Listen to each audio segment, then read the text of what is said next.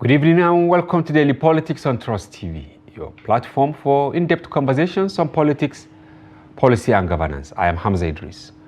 Tonight, we put our spotlight on the growing number of civilian casualties as a result of increasing number of attacks by non-state actors. For instance, bandits over the weekend killed more than 49 persons in Katsina, Kebbi and Benue communities.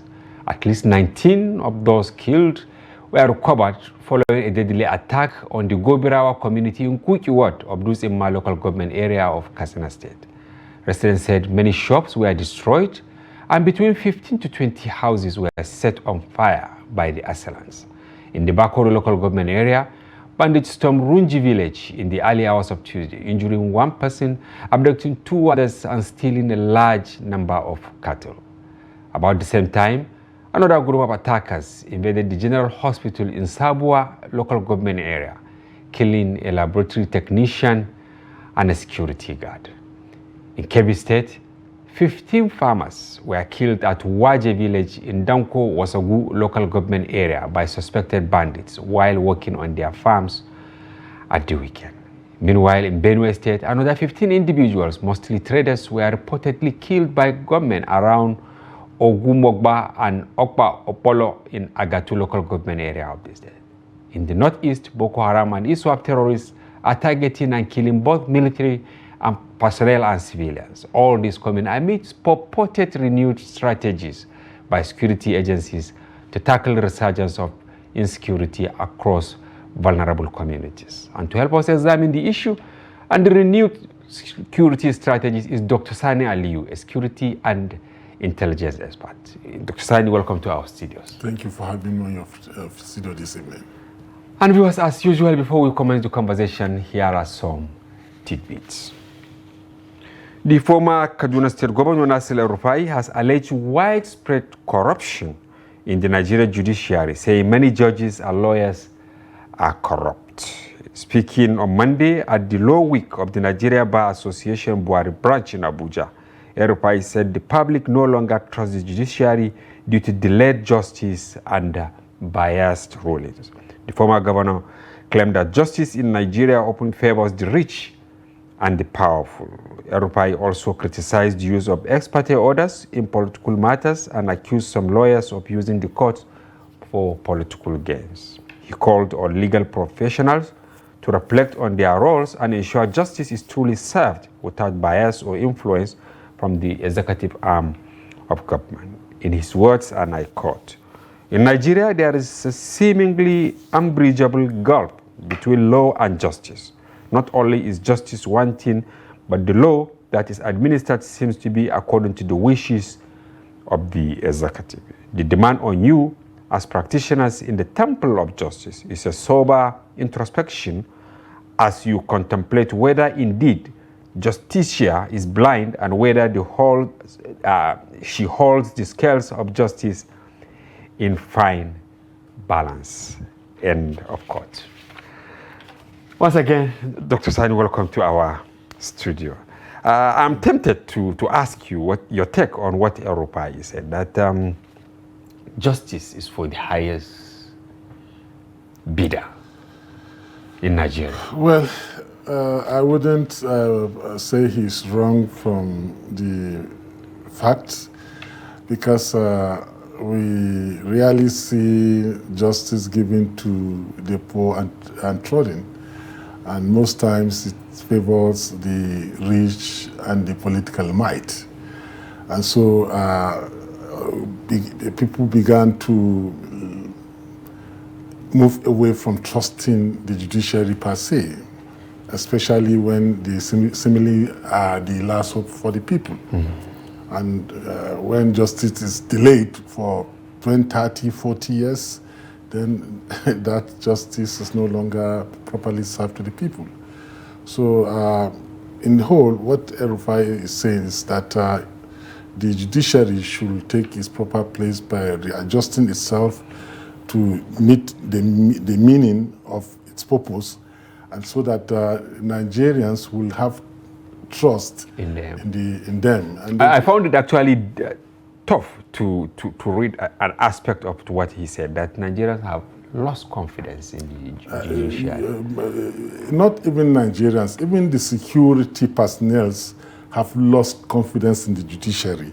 Where you arrest a Boko Haram or a bandit and you take them to the court, the following day you saw them again on the street, it means something is very sinister is happening and very funny. And you have naturally actually taken us then to our conversation, because people believe that where there is no justice, there will be anarchy, and they have created a nexus of sort between the level of insecurity in Nigeria and the level of dispensation of justice.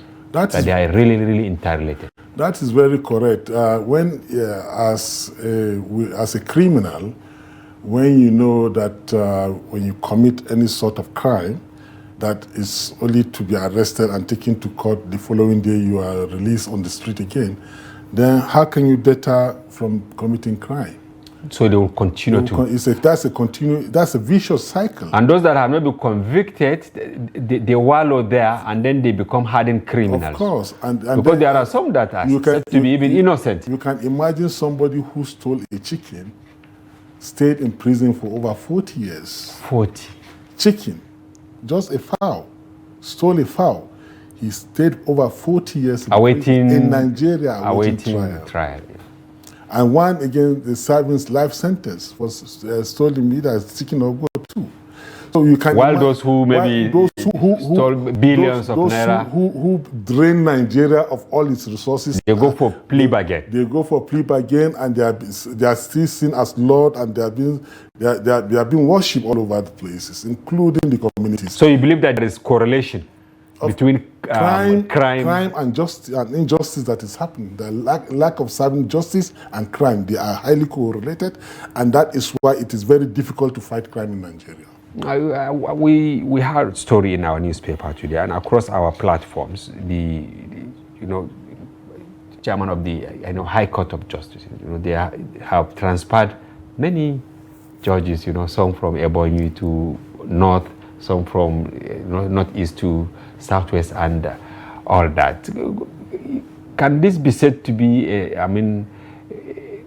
an approach in the right direction? Because some of these judges are said to have entrenched themselves in the system where they are. They have become lords, they connive with the politicians and all that to perpetrate all sorts of illegalities. Well, maybe out of 100% of the problem, transferring them may displace them for a while. Maybe you take away maybe 15% from the problem. So it doesn't really solve the problem, but at least it's a way forward. If you know that you will not be allowed to stay very long in a place to entrench yourself, to get familiar with that place, so much so that you be cornering justice to suit other that are wrongdoers, then it's a good thing. But then I think they need to be trained and be retrained all over again. It doesn't mean that you are a judge. There must be conferences and trainings that we should draw your attention to the need of the oaths you have taken to serve. It is believed that it's just about attitude, because if it's about training, they pass through that 5 years in the classroom, then they go to law school, they took an oath and all that. They have forgotten it, because that's why I said there is need for training and retraining. Okay, if this is just finally on this, so that we can start the conversation proper. Recently we published an advertorial and then a story that the Judicial Council, they have taken the vetting of potential High Court justices to public opinion, because they listed some names. Some are magistrates, some are cadis and all that. That if Nigerians, if they have any objection to the nomination of any of the people that have been listed, they should raise concern. That if they believe that those people are corrupt or they have integrity question and all that, they should raise objection, so that they will be checked before they will be appointed. Do you think this is also a good perspective? Does that mean the Judicial Council doesn't have monitoring team over a period that monitors? Well, you know, they have been. Maybe they are overwhelmed. They are monitors and grade their judges. That's why the reward system is very important. When a system doesn't have a reward system, then you tend to forget the real menu of what you are doing. Now, if the system, let's say the Judicial Council has a rewarding system for judges who perform, judges who are very well, outstanding judges and all those, it means they are being monitored, they are being followed each and every. How can the public give any opinion? Because for me, I don't know any judge. Many Nigerians don't even have anything to do with any of these judges. So the result that they will get from there is not really. It's not real. So they should have the system that will checkmate these judges over time and their performances, and know how to grade them and know how to reward them. All right. Thank you very much, Dr. Sani. Now, terror attacks, civilians casualties rise amidst renewed strategies. In your estimation, why are we witnessing increased attacks, especially in vulnerable communities? I listed so many, in fact, very heart-rending, you can see. You see, the truth is that there was laxity of approach over the time. I keep saying in each and every program I attend, either on television or radio, or any forum I found myself, either presentations, either organized roundtables, I tell them that, look, there is a missing link in the war against terrorism in Nigeria. The military is not their purview to fight terrorism. The police is not their purview to fight terrorism. There is no any agency in Nigeria that has the constitutional mandate as a counter-terrorism organization. If you go to America today, you will see Homeland Security giving that constitutional mandate to fight or to guard against or fight Are terrorism. they not a component of the military or the police? The Homeland Security? When 9/11 happened in America earlier, the system, the general military and other security arms were collapsed as to mobilize to calm the situation. Immediately thereafter, they went back to their drawing board and came up with what is called Homeland Security. Nigeria, earlier before this day, during Jonathan, Nigeria was rated the third most terrorized country in the world. When Buhari came, they did all what they could. Nigeria became the 8th most terrorized country in the world. Meaning there was an improvement. There was an improvement. This is by Global Terrorist Index. Now we are in Tinubu's regime. Nigeria has reclined to position 6. So it means there is no, over time, the victory received or gotten over time, I think there was a kind of drift in maintenance of such victory. This is because we don't have any agency in Nigeria that is mandated by the Constitution to fight terrorism. If the military have done their part, which they have been doing very, very well, the military have, in terms of kinetic, they have been pressuring very, very well. But when the victory is scored, who maintained the peace? Who maintained that victory? No any such organization. The police purview is just to maintain peace and order. The custom is exercise of duties. The immigration is to talk about immigrants. The military is to protect the territorial integrity of the nation. There is no such one agency. But then I give kudos to President Ahmed Bola Tinubu and his national security advisor of recent. The president made in this broadcast said there is the need for the creation of special forces. This is a direction that is the president need to be applauded for, because the first time a president is having that insight, knowing very well that there are so many missing links, and now he has approved what is called the forest guard. Forest guard, they are to protect the Nigerian forest, even though we have some elements of bandits and terrorists living in the forest. There are so many of them that are in town, and those forest guards do not have any constitutional mandate to come out to the town and fight or seek or reprove terrorists. Now their own enclave is the forest. Who are those in town to make sure that they sniff them out again? We did the sniffing out of Boko Haram in Maiduguri Township. We did it. That is Neighborhood Enlightenment and Safety Organization, together with the Nigerian military. What the question I want to ask? There is the need for the government to still create counter-terrorism agency. Is that not actually a duplication? Not duplication. Because I'm trying to understand.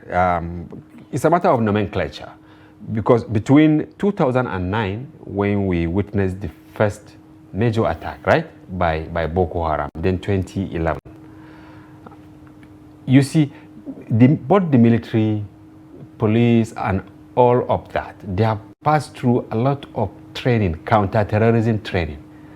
It's just a matter of saying that, okay, this unit is actually meant to tackle this terrorism and all that. Now, we keep creating layer upon layer, duplicating responsibilities and all that. That is not duplication of responsibility, because as the situation is today, who will the president hold responsible for failure or success of the fight against terrorism? Special units in all the security, because even civil defense, they have some counter-terrorism training. When you are talking of special units, what do you mean by special units? Can you hold chief of defense staff because of the failure of special units? Can you hold CG of chief of army staff for the failure of units? Can you hold chief of naval staff or chief of air staff responsible for the failure of units?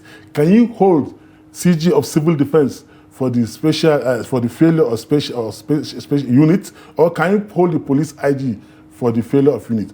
You need to have an institution where you can hire and fire the head because of his lack performance or non-performance. Why did we? Because you are some of those who advocate for some of these changes, but then we also have to ask you a question. In the US, and many other countries, you realize that UK, you have police, but under the police, you even have the fire service, I think. You have, is it civil? You have so many well-trained, units that they specialize in doing certain tasks, and you are getting results. But in Nigeria now, I know you also have this background that at the time, we don't even have a civil defense, you just have police, but they said, okay, police, they could not do it. You now created civil defense. Before civil defense, you created road safety. All of these were under the purview of the police at the time. Let's look at their success stories, whether creating them add to the problem or help to solve the problem. Let's go to civil defense. Obasanjo, in his own wisdom as the president of the Federal Republic of Nigeria, saw that there is the need to create a special force to protect the critical installations or infrastructures of Nigeria because of the too much violation of vandalism and bombing of busting of pipeline and so on and so forth. And so when they created civil defense and gave them that mandate to protect the critical infrastructures in this country, we have scored over 70% of rest. But I can assure you that, Dr. Sani, if you get out of this building and then you walk around, the likelihood is within maybe span of 200 meters, you see a civil defense personnel. guarding that house because there is one politician or something like that. Is that their mandate? But you see, when you go to Eagle Square or wherever, or is it stadium in Kano, or you now see civil defense there? Is that their mandate? Those are critical infrastructure. When you talk of the stadium, when you talk of Eagle Square, those are critical government infrastructure. Remember, some times ago during Jonathan, there was bomb in the Eagle Square. While our pipelines in the Niger Delta, they are very secured. When last did we heard of any, if not political reason of late, that happened in Rivers State? When last have you heard of any bomb, such blast in pipeline production? With all sense of responsibility, Doctor, some of us do get, the strip about some of this. They are just not being, because the media, I mean, I'm sorry, I'm a journalist, but we tend to be complicit in reporting some of this for political expediency. No, the issue here is you can never get a perfect system. If you want to get 100% security, there is no place in the whole of this world, no country in the whole of this universe can give you 100% security. So if I understand you think the missing link, because maybe to now start to work towards getting solution to this increased killings of people in their houses. You think that the best thing is, apart from the forest guard that we have, we should now have special anti-terrorism squad, or what do you call them? Now the National Security Advisor Office have such structure, but without full soldiers. Now that building, counter-terrorism building, is just a building reflecting nothing. Maybe they just come and discuss policy. They have the administrative policy, but they don't have full soldiers, unfortunately. And if you want to look at the situation we are in this country and want to tell ourselves the truth, Nigeria is 923,000 plus square kilometers. We have a population as at April 235.5 million people. 237.5 million people. Now, total security force, total all of them, they are less than 1 million. You are talking about the police, the military, the police, everybody, including the Gand rovers. I'm sorry they call them correctional systems. We used to call them Gand rovers in those days. Now, including all of them, they are less than 1 million. And you expect less than 1 million security personnel to procure security for 237.5 million people that are spread in 923,000 plus square kilometers. Is that not a huge joke? What about Let's look at Egypt. Let's look at Egypt. Egypt, for all intent and purposes, they are just about 100 million people. Their police alone, they are about 1 million personnel. Their police alone. We are not talking of their civil defense. We are not talking of their military. So, how do we get ourselves here? Nigeria is progressing. Every day we are giving birth to children. The population is growing, and we are not taking cognizance of that to grow our security, to increase our. I like this what you said. The president and the rest are talking about renewed strategy. We need to evolve a renewed strategy in Nigeria in terms of security. Does it include the planned summit by the Senate? Are you in tune with that proposal? Well, summit, we have been having so many summits here and there. People come and drink tea, coffee, discuss and all that. Whatever the outcome is thrown under the table. We want something serious because lives of people are going every day. Today, I reported about a week ago that there's going to be simultaneous attacks all over the place because of they are spread now. The non-state actors. The non-state actors are spread now. And we are going to, that's like what happened today. You hear from Kebbi, you hear from Benue, you hear from this, you hear from that. That is how it's going to continue. This is just a showcase of it. So what plans have we had on ground? How can you mitigate this thing? How can we stop this? Okay, yeah, this should be your final take because we have come to the end of this section. But so what do you think should be done now to stop the spread of this? This should be said in less than 1 minute. I think the president should write a quick, executive bill to the National Assembly for immediate creation of counter-terrorism agency. All right, thank you very much, Dr. Sani Aliyu, security and intelligence expert, for your take on this serious problem, people being killed left, right, and center. Thank you for coming. We hope to have you some other time. Thank you for having me. And viewers, will take a short break. When we return, another part of the conversation commences. Don't go away.